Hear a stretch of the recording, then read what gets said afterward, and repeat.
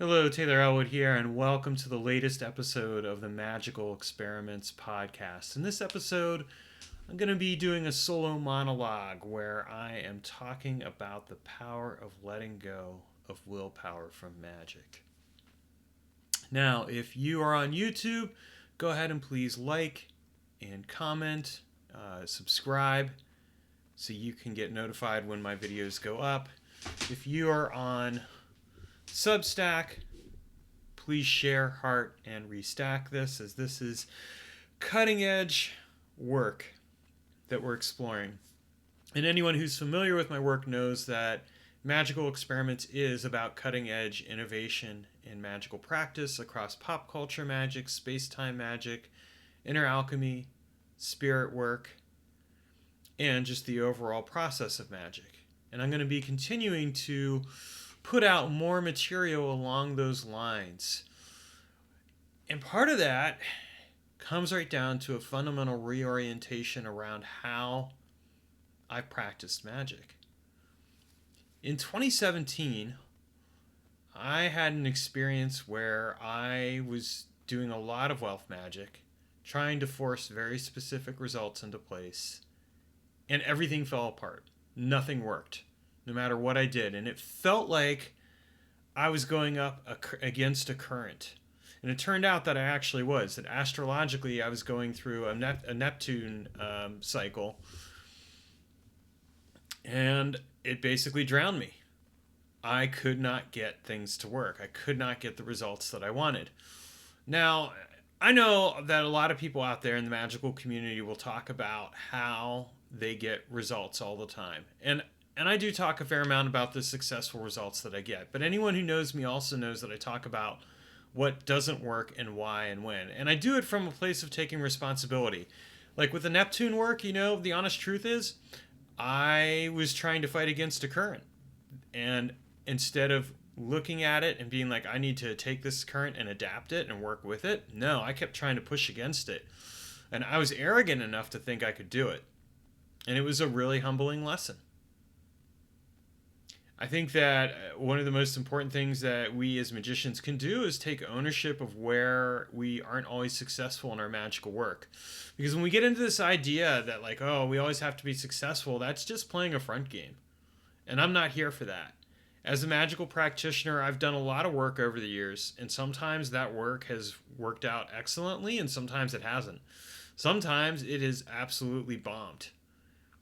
And I think it's really worthwhile to take a look at that and note that and be able to say, like, hey, yeah, this is what's working and what isn't. This is how things have gone, and this is where it's really come together, and this is where it hasn't come together. So when I talk about this, I want to talk about like one of the realizations that I had that fundamentally changed the way that I practiced magic. And this conversation in part came up because I've also been talking with my beloved, and I've asked her to read The Sphere of Art by R.J. Stewart, and so she's been reading it, and so she was asking me some questions about it, and we ended up having a dialogue back and forth about that, and it was really interesting. And one of the points of dialogue that kind of came up was like when did you fundamentally change the way that you practiced your magic? Right? And like when did you start practicing magic? And it was interesting because I mean I've been quote unquote practicing magic for over 30 years, but as she said, she's like, well, really, I've been doing it all my life in some form or another. And she said at the same time, like, it's not, I don't even know if I would use that word practice. And I thought that's a fair point. Like, I don't know that I would even use the word practice. It's just a very convenient word. And like her, I would say that if I'm being like really looking at the span of my life, all 48 years, in one form or another, I've engaged in some form of spiritual practice, for lack of better word.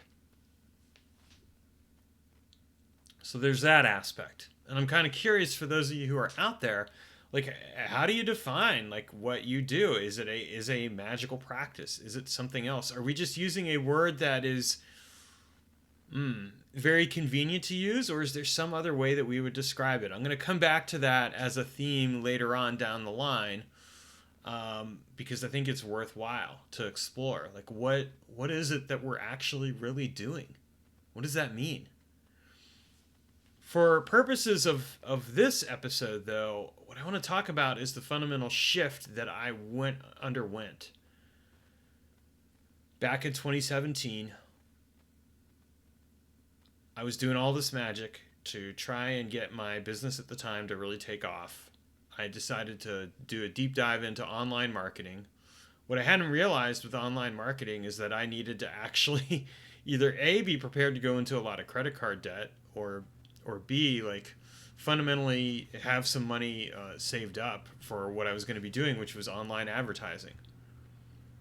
So I took these classes, which were really expensive, got involved with these marketing bros, and it changed the way I interacted with people. I became a bit of an asshole for a while.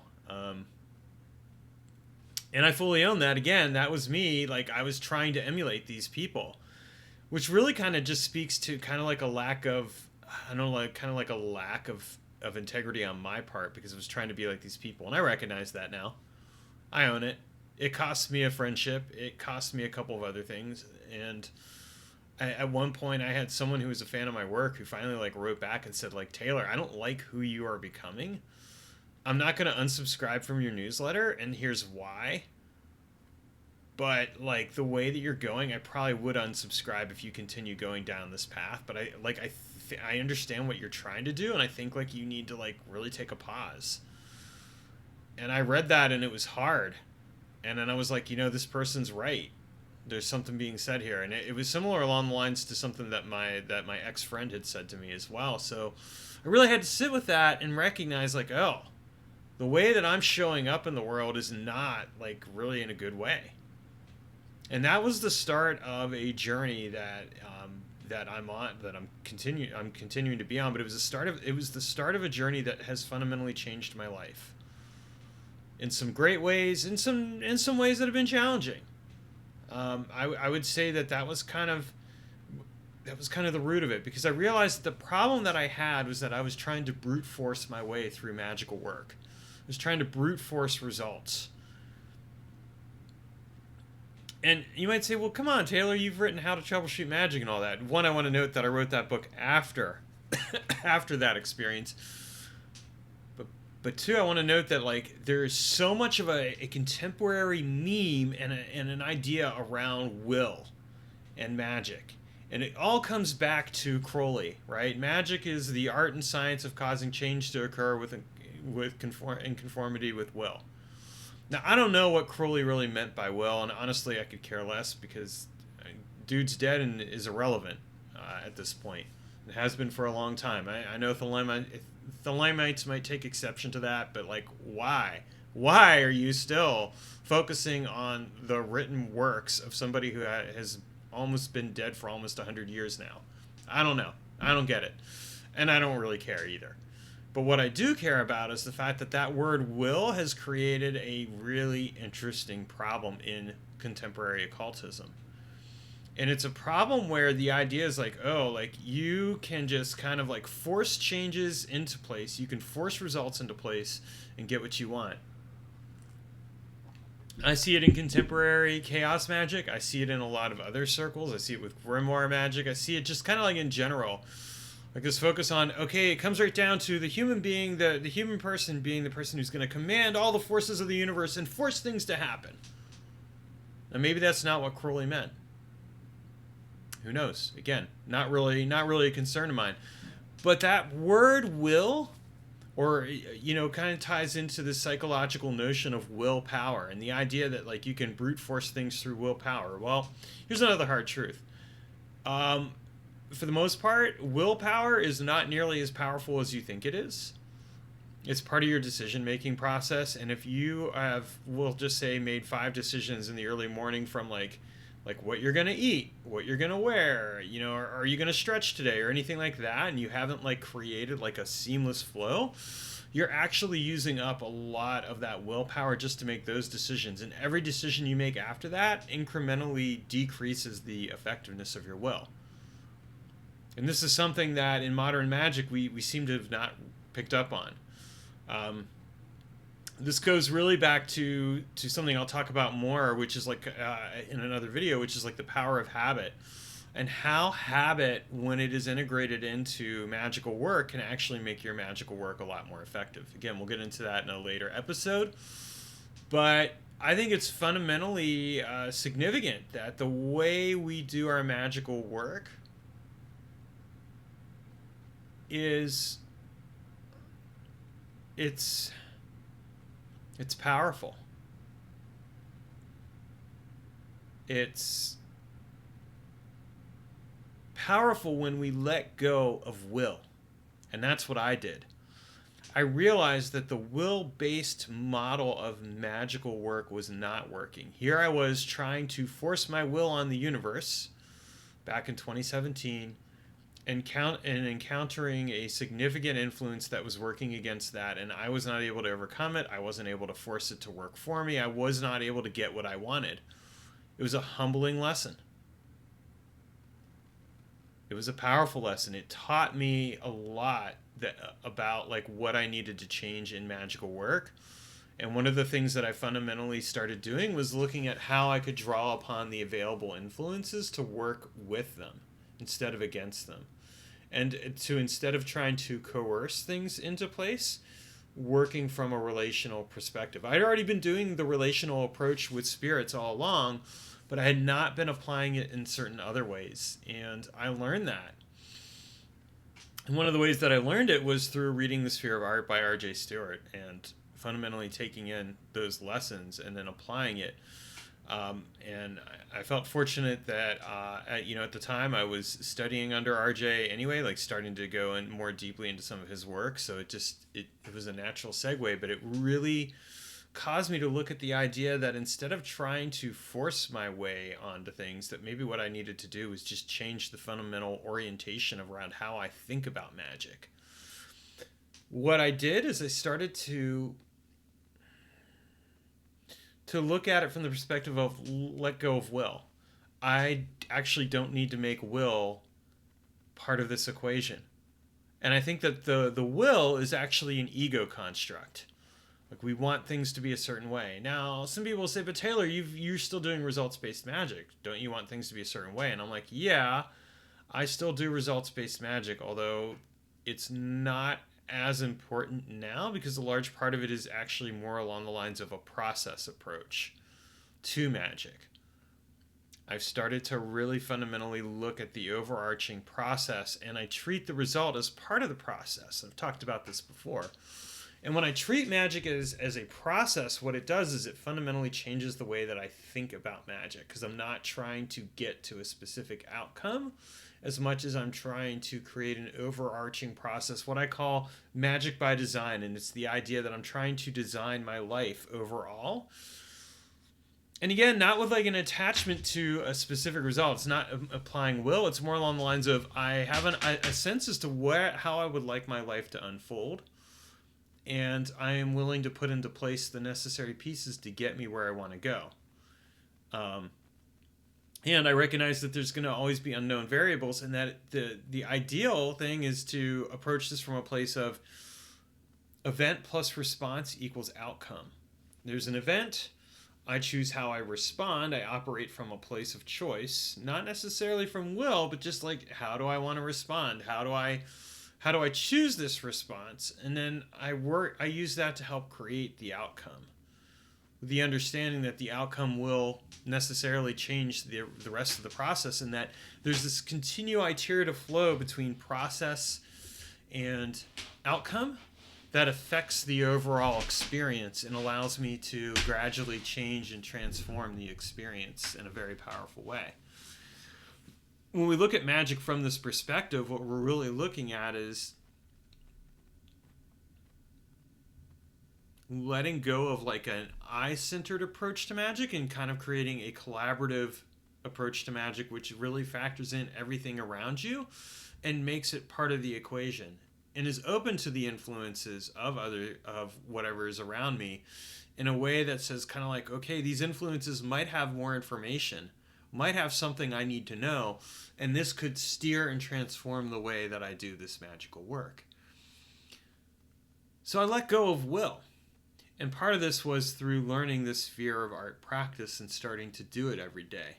And this was really about kind of the sphere of art practice was essentially a surrendering of my own sense of entitlement, of will, of this idea, and saying like, okay, I'm going to create a specific space with the help of the archangels, the spirits that I'm working with, and it's going to be a space that's outside of the normal space-time continuum.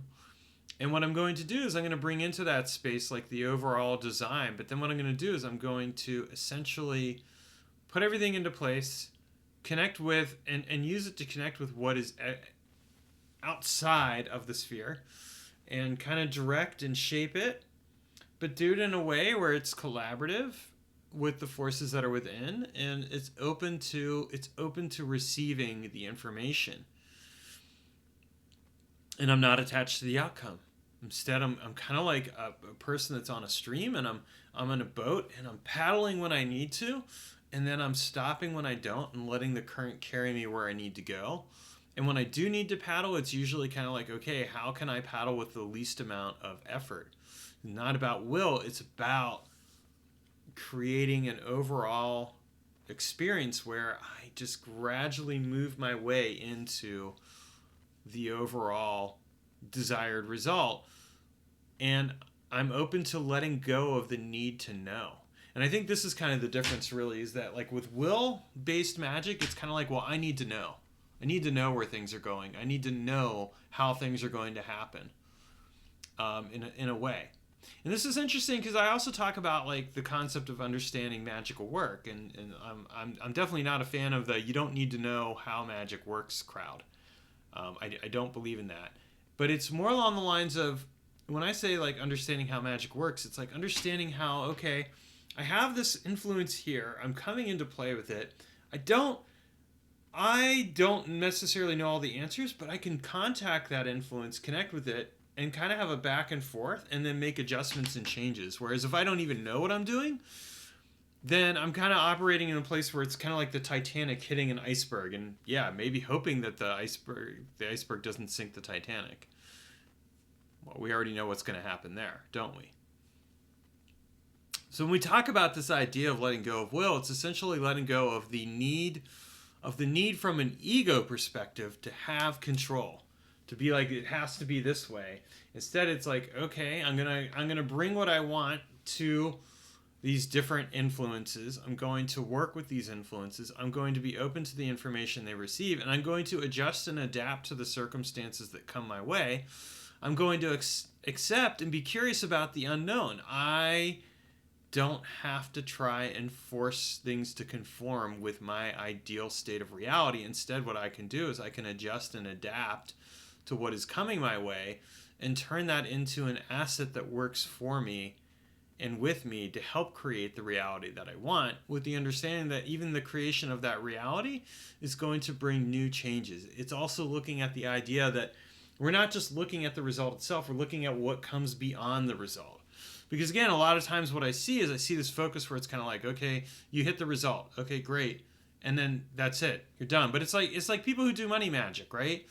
I'm doing money magic in order to get a result with that money. Like I want to get so much money, but it's, you want to do more than just get money. Like if you say, oh, I need $500. Well, what do you need $500 for? I need $500 for the rent. Okay, now we know what you need it for. That's what you're really going for. You're not going for $500. You're going for, I need to be able to pay rent this month, as an example. And I think when we look at magic from that way, we kind of we can let go of the will, because the will is kind of based on this very short-term kind of grasping toward, well, I need $500. And an approach that is not will-based magic is really based around the idea of, I know what I'm shooting for, an overall design. I know what that design is. I know where I want it to go. And I also know there's going to be ripple effects coming out of that. And I'm going to factor those in as well in order to keep things on course. But I'm going to do it from a place of the choiceless choice. Like I'm letting go of the ego. I'm letting go of the idea that I need to have things be a certain way. And instead I'm actually just adapting to how things are. and working with them, and then using that to help gradually steer me toward where I want to go. So we'll be talking about this more in future episodes, but this is kind of an exploration of that, and thought a little bit of history on my part. So thanks for watching, and have a great day.